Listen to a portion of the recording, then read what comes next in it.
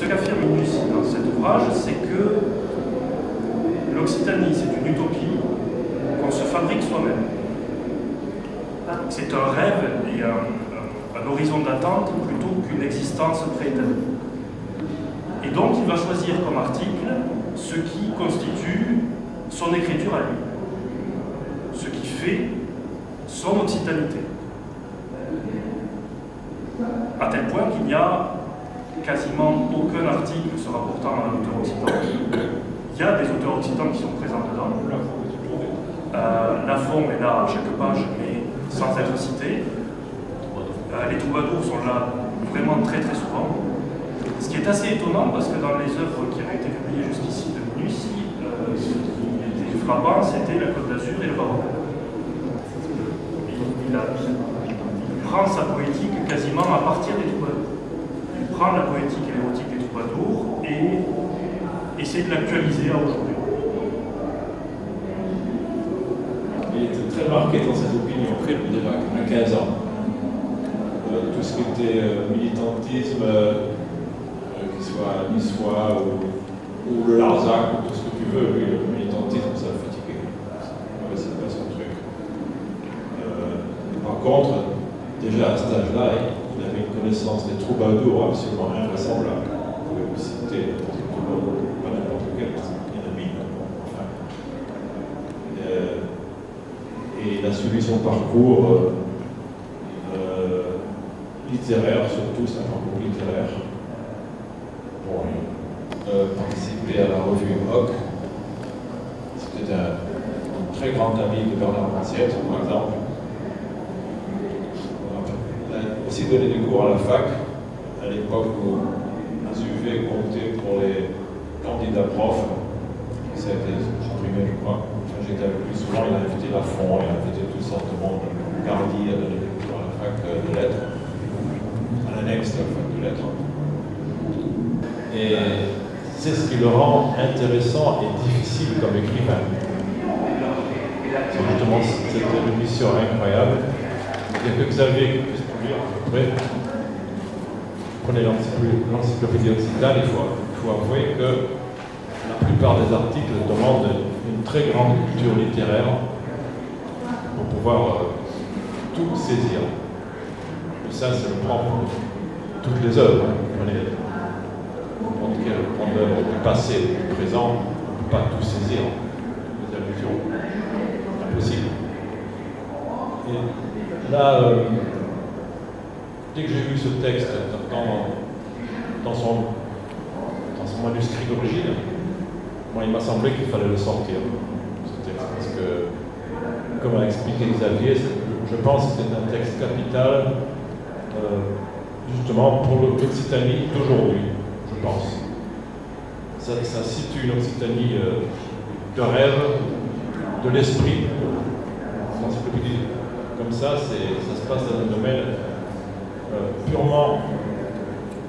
On n'est pas, comme il a expliqué très bien tout à l'heure, on n'est pas dans l'objet, on est dans l'idée. C'est là où ce n'est pas du tout une encyclopédie, hein, c'est une collection d'essais. Est-ce que ça a été écrit dans ce cours? Ou est-ce qu'il écrivait par-ci par-là, qu'il s'est dit je vais tout rassembler? Alors, il y a quelque chose de très intéressant, c'est qu'on a conservé tous les manuscrits de son travail. Minus, il travaillait avec des carnets. Ce sont des petits carnets avec des carreaux 5x5, petits carreaux millimétrés. Il y a 70 carnets qu'il a remplis sur une dizaine d'années. Et tous ces textes, que ce soit les inédits, ceux qui étaient encore inédits ou tous les textes qui ont été publiés, il a passé des années à les reprendre, à les corriger, à les amender. C'est pas du tout un écrivain de la spontanéité. C'est pas du tout quelqu'un qui prend une page de papier qui, sur un coup de rage ou sur l'émotion, va noircir le papier et ensuite sortir ça d'entrée. C'est vraiment quelqu'un qui travaille ses textes, qui va chercher des références, qui vérifie, qui amende, qui corrige, qui remodifie énormément. C'est très compliqué à suivre dans ces carnets puisqu'il fait sans arrêt des renvois d'un carnet à l'autre. Il y a tout un système de références. On sent le bibliothécaire, les carnets sont numérotés, les pages sont numérotées, tel texte renvoie de telle page à telle autre. Il a écrit l'encyclopédie sur 5 ans, entre 78 et 83.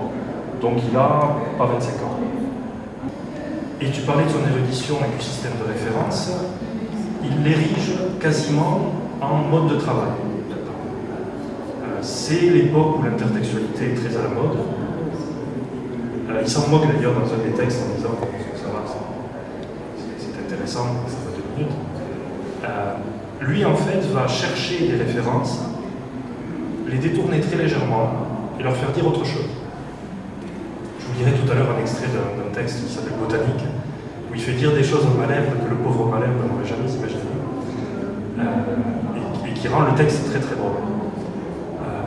C'est que dans un des carnets, il y a une petite enveloppe sur laquelle il y a des petites fiches préhistoriques qui sont les fiches préparatoires aux articles. Il y en a presque 80. Le carnet, il y en a 70. Non, je parle des petites fiches préhistoriques de préparation à l'ancien rappel. Donc il y en a beaucoup plus que d'articles effectivement écrits. Voilà, il a vraiment fait un choix, il a fait un tri. Et là, c'est le texte original qui avait... Alors ça, c'est le texte que lui-même avait préparé pour la publication. Donc on s'est basé comme texte sur ce qu'il avait saisi à la machine. À l'époque, c'était tapé, c'était un tapuscrit, tout simple, et qu'il avait recorrigé en 88. Donc là, c'était vraiment le choix définitif de texte tel que lui l'a établi. Voilà, plutôt que d'aller chercher dans les carnets des textes inachevés, des textes inaboutis, des choses qui... Voilà. C'est toujours difficile de sortir des œuvres que l'écrivain n'aurait pas voulu voir sortir. On sait qu'il avait voulu le publier. Il en parle dans un des carnets, c'est plus de journal que de carnet de travail. Voilà, il l'avait vraiment établi pour l'édition. C'était prêt. Il y a eu quelques corrections à apporter, très peu. Il y a eu très peu de fautes. Juste un petit témoignage. Moi, j'écris à Occitan et je suis de la génération de Michael Munoz. J'avais rencontré au Pénier à la faculté. Et c'est surtout à travers ses écrits que je l'ai découvert dans Rock. Alors, pour ceux qui ne connaissent pas la revue Rock, c'est quand même la revue, je pense, littéraire la plus intéressante, qui a été créée au début du XXe, donc dans les années 1920-23, je crois exactement, et qui a eu une grande longévité, et qui a vu passer quasiment tous les plus grands écrivains de Languedoc, et qui était ouverte sur le catalanisme, sur les auteurs catalans, qui étaient réfugiés dans les années 30, et qui ont écrit dans la Languedoc, et qui était toujours très ouverte aussi aux traductions, et qui avait quand même toujours une vision large de la culture. Et un peu iconoclaste, suivant les gens qui s'en sont occupés. Alors je pense bien sûr à Bernard Massiette, qui était extraordinairement iconoclaste. Et donc tout à fait que Michel, je comprends très bien qu'il ait pu travailler avec Bernard Massiette et qu'ils se sont régalés tous les deux à faire les pires choses à l'occitanisme. Parce qu'en fait c'est ça. C'est vrai qu'on est toujours tous un peu dans des idéologies, un peu malheureusement. Et Languedoc n'échappe pas au reste. Et certains restent dans des cadres bien établis. Donc si on leur enlève les cadres, ils ne sont pas contents. Et Bernard Massiette, comme Michel Munoz, ils s'en arrêtent en train de tomber les cadres et les murs. Et en fait, c'est ça qui nous manquait. Et cette revue, pour nous, c'était très intéressant pour ça. C'est la liberté. La liberté de parole, de création qu'il y avait à l'intérieur. Et Michel, je me souviens d'articles, de chroniques de Michel. C'était extraordinaire parce qu'en fait il avait le langue presque du XVIIIe siècle, même à Languedoc, c'était très raffiné. Et en fait il avait des thèmes très modernes, très contemporains. Voilà, c'était assez extraordinaire. Donc, la maîtrise de la langue et les thèmes qui étaient sans arrêt en train de voilà. Et il a ouvert, donc, il a parlé du baroque, ça c'est très intéressant, ça, il a ouvert un tas de pistes. Et bon, ça, pour ça, je pense qu'il restera un auteur important. Alors, d'un côté, il avait son baroquisme et de l'autre côté, son jansénisme. Voilà. Mais, je parlais de gens qui avaient des œillères. Ah oui, bien sûr. Voilà, oui. Logique avec des œillères. C'est vrai que... Ah oui, avec Mansett, c'était très ironique. Hein. Voilà, l'ironie, le jeu, voilà. Le jeu littéraire, ça faisait partie de leur domaine. De toute façon, je pense que au niveau, disons, des langues, il était complètement transfrontière, si on veut. Voilà. Comme un écrivain de langue française va modifier sa langue en fonction de ce qu'il lit, en fonction la direction qu'il veut prendre. Un écrivain de langue neutre va faire exactement la même chose. Il n'y a pas là de quoi s'égaubir d'une qualité plus grande, sauf à considérer qu'un écrivain de langue occitane ne pourrait pas être à l'égal de notre écrivain dans une autre langue, travailler sa langue de la même façon. C'est là que c'est important, tu as tout à fait raison, parce qu'on voit souvent, quand on parle de langue neutre, d'un écrivain occitan, tout de suite on dit, ah, vous faites du régionalisme. Voilà, et ça c'est terrible. Vous voyez sur l'île, ce qui est pire, bon, le livre c'est pareil, mais si on écrit, on écrit. Alors c'est pour ça que des fois je dis, si vous écrivez en français, vous habitez Paris, c'est sûr que vous faites aussi du régionalisme. Parce que bon, Paris c'est l'île de France, vous faites sûrement du régionalisme. Parce que sortir du français, ça veut dire qu'on fait du local. Alors que le français c'est de l'universel. C'est les niveaux de langue, c'est vrai qu'on est dans une langue minorisée. Donc toujours, quand on écrit en occitan, on pense que on est dans la minorisation, c'est-à-dire qu'on est au roi des pâquerettes, on ne peut pas aborder les grands thèmes de l'humanité. Ça n'est pas propre à une poésie. Si on prend les odes de Bernard Mancier, qui sont écrites pour l'essentiel en Allemagne juste après la guerre, on n'est pas du tout dans du souvenir d'enfance, on n'est pas du tout dans du régionalisme. Quand il écrit en 52 l'ode à James Dean, qui commence par l'évocation du feu de façon extrêmement violente, avec des onomatopées, avec une poésie qui est très tournée sur la performance plutôt que sur ce que ça dit, en fait, qui est vraiment sur le son et sur la performance de ce que ça fait, quand il attaque sur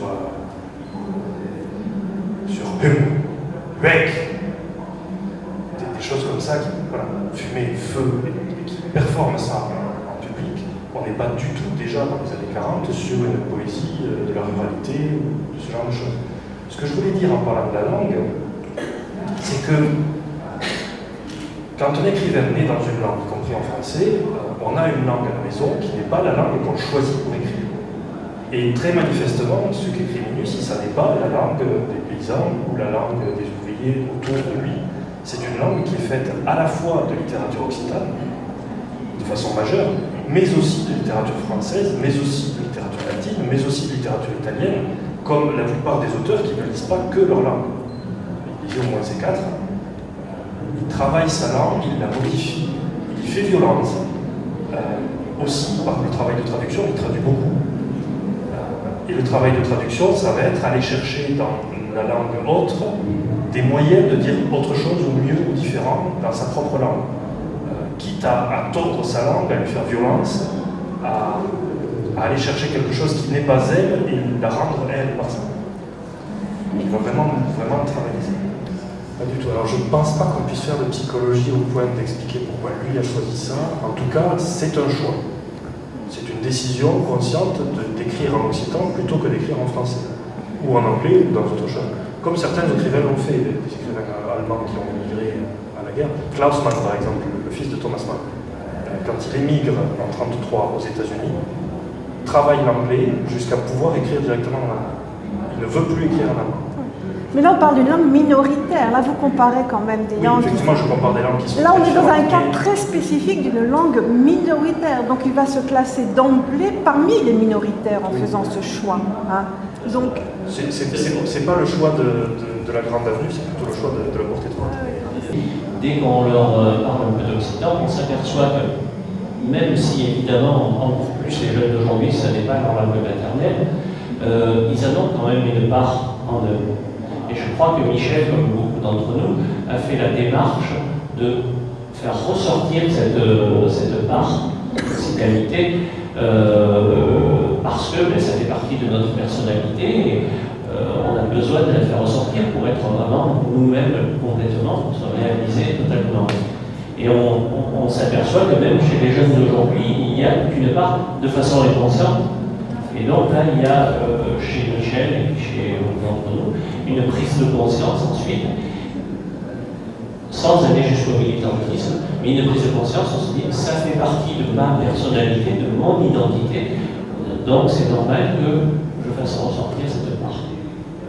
Si je peux me permettre, on écrit aussi à l'oral, bien souvent.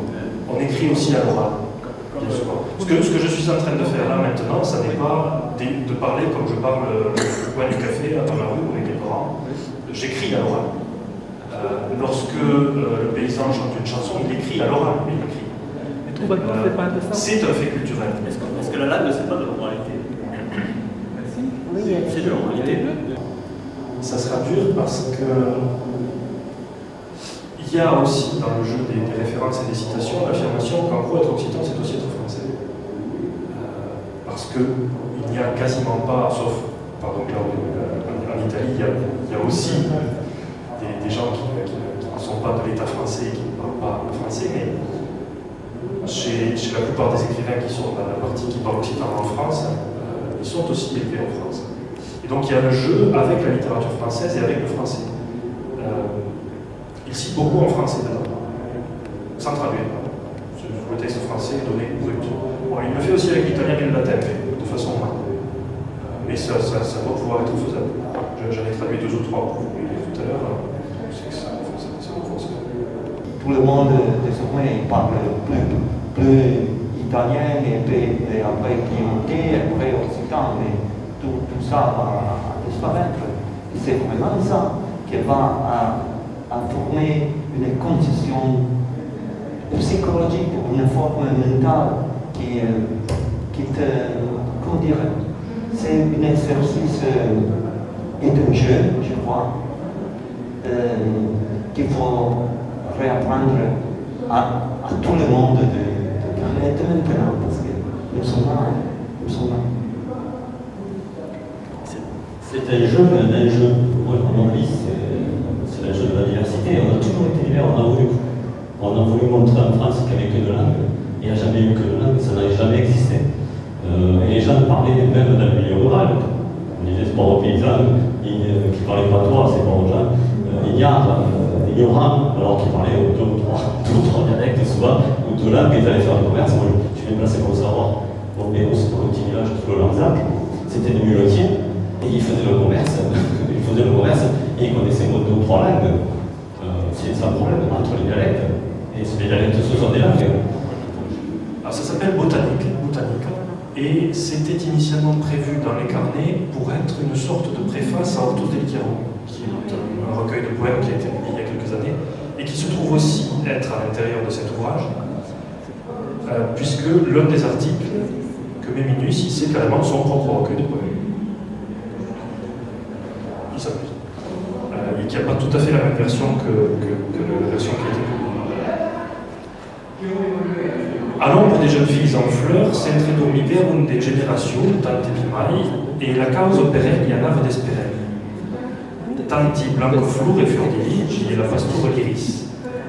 Non sabi sa che le immagini vegetali, sa che le semblanze di prima e di la primavera, pas même, che s'ouvrier paveire e che la beauta nuse del mercure va e qu'escaffe e surpasse tutte le nymphes florate. Baston per restablir la réalité de l'Éden animique où on était saoulé pour vivre l'amour. Un paradis che è quoi per esempio? Un giardino. E le flore des primes ici passeggiano su un'apparenza liliana. Ai d'aquelles amai riadolenti e deliciosamente ironiche e blasicienne e mauricienne per aquelle fille flore, e si pausavano e poupavano parpaillon alors les feuillons et les corps du vert comme des boucs. Et d'incunte in mirau anavon nega son arme et sa vista in cercle de l'amour che baia la vita e se monde e tutte le siguranze. O simbolisme non mostrait la punche maestrancinada d'aquelle plague dell'immaginario menenc.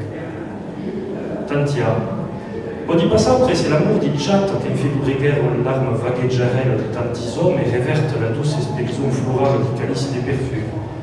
Ma il sabi solamente che sta un bail eternal di métaphorisato les filles sont flous.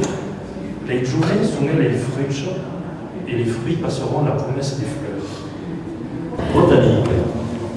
À l'ombre des jeunes filles en fleurs se sont assoupies des générations, bien des générations. Et pour eux, ça allait de soi. Tant de blanches fleurs, des fiordiligi et la pastora l'iris. Je ne sais pas si ces images végétales, si ces apparences de printemps, et dans la primavera pourtant, qui ne saurait pas voir que la beauté nue du mercure efface et surpasse toutes les nymphes fleuries. Donc, suffisent à établir l'existence d'un Éden animique où seul peut vivre l'amour. Un paradis. Qu'est-ce donc un ciel perçant, bel jardin. Et les fleurs du printemps promènent d'ici leur apparence idéale. De lys, c'est la traduction que je fais. La traduction est tout à fait approximative. Et voilà, c'était. Ah, de ces amants souffreteux mais délicieusement ironiques qui blêmissaient et mouraient pour ces filles fleurs, et se posaient et buvaient, tétés entre parenthèses avec le interprétation, à la lisière de feuillets et de cœurs ouverts comme des bouches. Et dans quel miroir n'allait-il pas noyer leur âme et leur vue à la recherche de l'amour qui donne la vie et. Donc, tu n'as pas traduit, je pense. Et. Point d'interrogation. Le symbolisme nous a montré la pointe la plus insérée de cette plaie de l'imaginaire humain. Et pourtant, je ne peux pas savoir si l'amour de filles qui ont tant fait vibrer l'âme de tant d'hommes ressemble à la douce éclosion des calices de parfum. Mais je sais seulement que si au pays des métaphores les filles sont fleurs, les jeunes hommes sont eux fruits, et les fruits passeront la promesse des fleurs. Donc on revient à Malherbe, celui qui fait dire à Malherbe, et est constitué exclusivement d'une citation en italien Non ragionam di loro, ma guarda e passa.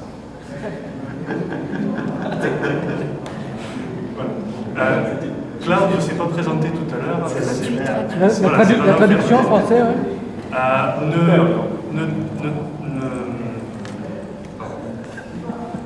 Excuse. Je ne veux pas dire de bêtises. C'est une citation de l'enfer de Dante qui sert en Italie à dire, en gros, que c'est le moment où Virgile guide Dante aux enfers et où il passe devant les tièdes, devant ceux qui ont fait ni bien ni mal, qui ont fait un peu de mal, mais pas plus que ça, qui n'étaient même pas ambitieux dans le mal. Ça fait de mal, mais bon. Voilà, et n'y pense pas, ne cherche pas. Voilà, c'est ça. Et ne cherche pas, ne réfléchis pas, Tristan. Titan, l'article est fabuleux, en gros, il explique qu'à grâce à une date très précise, Robert Laforme est venu faire une conférence, que sur l'affiche, ça avait été écrit en dialecte charadis, et pas conférence, comme il aurait fallu, sur les idéologies occitanes. Il dit, bon, ça va, on lit 3 numéros de la revue Hoc, de ICR et de Biur, et on en sait assez, il n'y a pas besoin d'aller plus loin, les idéologies, il n'y en a qu'une. Il l'appelle Mediocritas provincialis, la médiocrité provinciale, et il explique que ça rejoint en soi les deux très grands opposés d'autosatisfaction béate et de revendication énervée. Et il termine son article en disant « Je ne comprends toujours pas comment Laforme a fait pour en parler pendant 2 ans. » Bon, les idéologies, manifestement, il y a des choses qui sont des réminiscences pseudo-médiévales, c'est pas encore très abouti, un truc qui s'appelle l'Oufaïdite, un peu étrange. Il y en a une qui est un début de préfiguration de ce qui va être modifié pendant 10 ans et finira par devenir les Passatins, qui est la grande affaire de musique, qui écrit, qui réécrit, qui modifie, qui à la fin n'a plus rien à voir avec ce que c'est au départ. Les Passatins qui reprend en fait le titre de Bello de la Bellaudière, de recueil de Bello de la Bellaudière au XVIe siècle, qui est une sorte de chronique de la Côte d'Azur des années 80. Ensuite, il y a l'encyclopédie. Parallèlement, il y a Hortus. Toutes ces œuvres en fait sont quasiment parallèles. Qui reprend. Voilà, il reprend, il stratifie, il modifie en permanence. Il y avait Gironi aussi. Il y a eu Gironi ensuite. Il y a pas mal de traductions aussi qui sont encore inédites, qui sont en même temps, et qui ont été publiées ensuite par jour, donc par Jean-Paul, entre autres. Voilà, ensuite il y a Hortus qui a été publié, il y a Les Passatins qui est publié en 92, 93, 93. Il reste, il y a les premiers récits, qui sont peut-être pas tous à publier, parce que... Non, c'est pas la question de l'autobiographie, c'est vraiment la question de est-ce qu'ils voulaient les sortir ou pas. Il y en a probablement qui n'étaient pas destinés à ça. Il y en a d'autres où dans certains carnets, il y a une note dans un carnet où il fait une liste de ce qu'il aimerait publier, dont Hortus, dont l'encyclopédie, ce qui du coup justifie bien de les sortir. Et il y a un certain nombre de récits plus tardifs, une sorte de faux journal. Il aimait beaucoup le travestissement. Ah ben oui, ça, tout est découvrir un faux manuscrit, faire un faux journal, faire de fausses lettres. La chronique Naroc. La chronique Naroc, c'était ça. Et puis il y a ses œuvres critiques. Parce que ça a surtout été un excellent critique pendant tout le temps où il a écrit dans Manque. C'était un des rares à faire une critique de la littérature occitane qui soit honnête. C'est pas parce que machin est copain qu'on va dire que c'est bien, c'est pas parce qu'on connaît Bidu qu'on va dire que c'est. Et il s'est fait plein d'ennemis. Il s'est fait que des amis, ça c'est sûr, ça il a fait beaucoup. Et tous ceux sur qui il a écrit à peu près, sauf Mancienne qui adorait ça. Mais il y allait au vitriol. Quelqu'un qui est bilingue, à la naissance, qui a deux langues, sera beaucoup plus armé pour net. Moi je l'ai vécu sur mon village. On a fait une animation occitane à l'école du village où il n'y avait pas un mot occitan qui les prononçait, c'est l'école française. Alors que les militaires, tout le monde connaissait l'occitan, mais alors pas les enfants.